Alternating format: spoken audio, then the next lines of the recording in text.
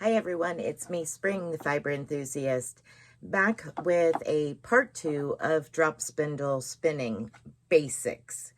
Now, I don't claim to be a professional at anything, so, you might do things differently if you know how to drop spindle and you're watching this.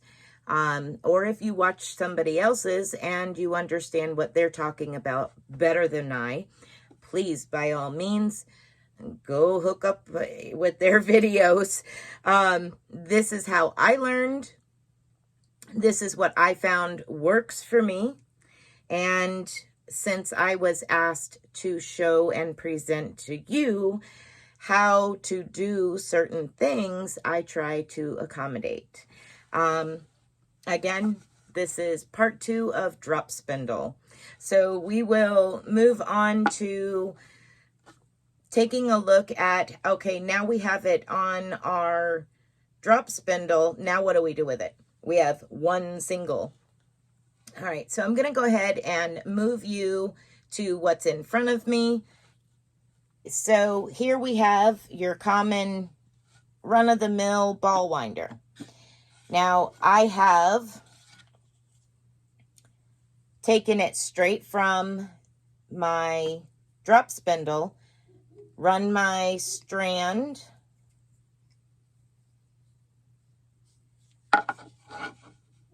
through the eyelet to the ball winder and just wind straight from the spindle like that onto the ball winder. You can also wind this into a ball just simply, by doing like you would any other yarn, just winding it like this into a ball. So those are two ways that you can do this. I'm going to do this another way. I am actually going to connect what I have here, which is a previously spun, a combination between my Turkish drop spindle and this drop spindle. Let me add a little twist back to this since I dropped it.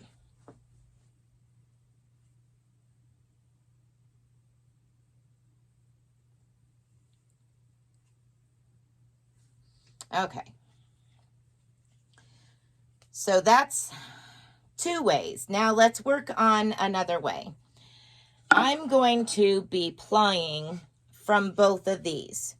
And what I'm going to do is connect these two strands, this color and the pink color. I'm going to connect these two together. And I'm just going to tie a simple knot in them. Nothing extravagant here. So I have them tied together, and all I'm going to do is take from my drop spindle and add to this. Yes, I will be plying these two together, and we will take a look at how I'm going to do that in just a moment. Right now, I need to get it off this drop spindle because I need to use this to ply them together. So all I'm going to do is hold it in my hand and wind it onto the cake winder or ball winder, whichever you prefer to call it. And here we are back at our leader. So I'm going to break free from the leader. Now when I remove this from the cake winder, I want to make sure that the center pole is available to me. So I'm going to make sure that it comes out the other end. All right, so now I have both strands. Now we're going to move back to the desk. I'm going to get this out of the way, and we will start plying these two together. Okay, so we have the dark color in the center, and then we have those pinks on the outside. And I wanted to use these two. Hopefully it's contrasting enough that you can see what the heck is going on here. So you're going to pull from the inside as well as the outside. And sometimes you can set this down in a bowl, and sometimes it's easier just to hold it in your hand as you need fiber and keep your thumb in between the two, so that way you keep the strands from twisting together too much on themselves. So now we're going to get connected to our leader or without the leader. I think this time we'll go without the leader, since I showed you how to use a leader in the part 1. So I'm going to go ahead and remove that leader. And now I have a little knot at the end of these 2 plies. I'm going to use that to hook on my hook like that. And now I want to get started. Now remember, in the last video, we turned counterclockwise. You do not want to turn and twist your yarn, plying them together the same direction that you made the singles, or they will fall apart. So now we have to go clockwise to create a ply.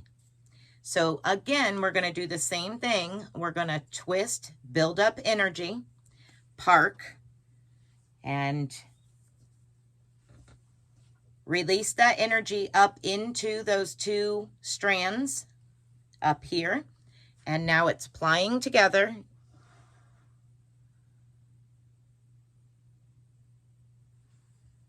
I'm going to add a little bit more twist. I have to remind myself to go clockwise.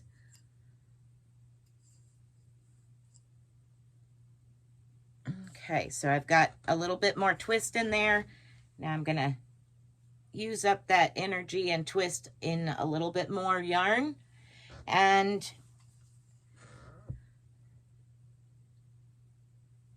now, again, I'm going to bring this down here to the bottom and get it started. And now add to my storage supply. Now I'll show you how I'm holding this ball once I get up to it. So I'm hooked back up again, and I kind of have it like this right now because I got a mess going on in my hand. Now, I'm going to take and place my thumb in between those 2 strands and hold the ball in my hand like this. So I can pinch 1 strand there, and I can pinch 1 strand here. Now, again, counterclockwise, add the energy, park it, and pull. So you're keeping those strands separate. This is not easy to see. You're keeping those strands separate, those single plies. Now we're going to release the energy from our stop point to our new stop point. Up it goes. And now we're going to give it some more twist. Park. And remove from here and add to our storage space. Rehook. So now you can see here the 2 strands plying together because of that bright fluorescent green and the red. You can see real well how it's plying together. Okay, so even when you have it in your hand like this, it will twist on itself. See how it's twisting like this? So occasionally you may have to set it down and untwist to make sure that it's not getting into a knotted mess in there. Now, I'm going to undo some of this off the storage space. And what I want to show you is, see how this is not twisting on itself until I bring it together like that? That's what we're looking for. That's the goal. Hook it back up here, and now I'm going to over twist it and show you what I mean by it twisting on itself just by holding it up. Okay, so I've got some serious twist to it. And now watch what happens. It pigtailed all up onto itself. That's all the energy looking for a place to go. Okay, so what I need to do now is release that energy, either by letting go of the drop spindle and letting it unspin some of that, or by working it out into the fiber that I'm trying to ply. And then you have it where it's nowhere near as twisted. And there's some still left in it. So what I want to do is pull out some more and release some more of that twist. Now we're good. Now it's not twisting on itself. Okay, so now I'm going to add that all to the storage space. And we will continue on by working from the outside and the inside of the ball.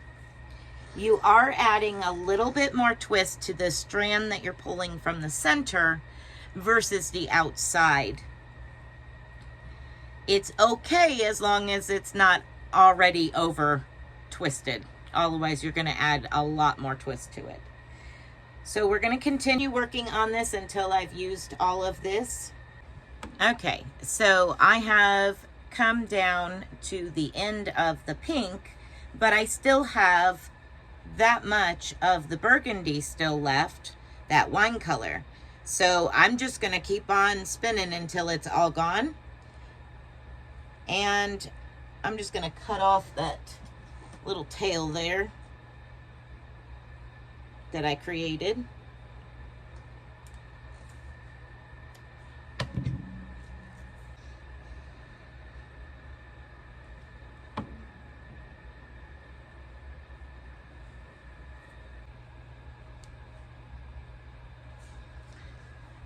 Okay, so I'm coming down to the last little bit here in my hand.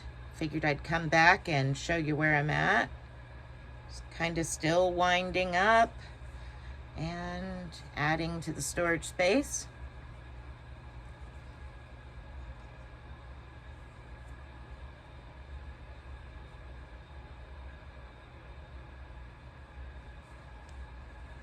You kind of get a feel for how much twist is at the tip of your fingers, as well as eyesight looking at it, how much twist is in it. You can watch and see the twist in it as to whether it's too much or not enough. And that just takes practice and just doing it. It took me a little while to get the feel of it. Once I got the feel of it, it was not that big a deal, but it did take a little bit. And you go through periods of, like I said before, making art yarn because you have thick and thin spots and all kinds of stuff. So it's practice, practice, practice. Even I still have, you know, thick and thin areas. Sometimes, you know, I might even get one strand thicker than the other, one ply thicker than the other. That is because we are not machines. You can try to do your absolute best, but always remember, you are not a machine. This is handmade, and you are making it to the best of your ability with the best intention in mind. You are not out to be a machine. Mistakes can be fixed, yes, and you can make yarn on a drop spindle and you can make it look really awesome. And if you like art yarn, even better. So I have used every last bit of it in all of this. So from the time I started this video to this point here, which there's a lot going to be cut out for you, I'm at 35 minutes of plying that ball of yarn together. Now I'm going to take it from here, and again, you can do multiple things with it. You can just ball it up into a ball, you can take it off and put it on your cake winder, or you can do what I'm going to do and put it on a nitty knotty. Okay, so that is going to conclude part 2 video of drop spindle and the absolute basic. We'll pick up on part 3 for putting it onto the nitty knotty, soaking it, and then setting the twist on it. We'll get into that in part 3, trying to keep these videos as short but informative. That's it. So I hope you're enjoying up to this point. Thank you for watching, and let me know down in the comments section if you're starting a new journey and learning to spin by using a spindle. Yeah, that's it. So be blessed and be a blessing. We'll see you next video. Bye, guys.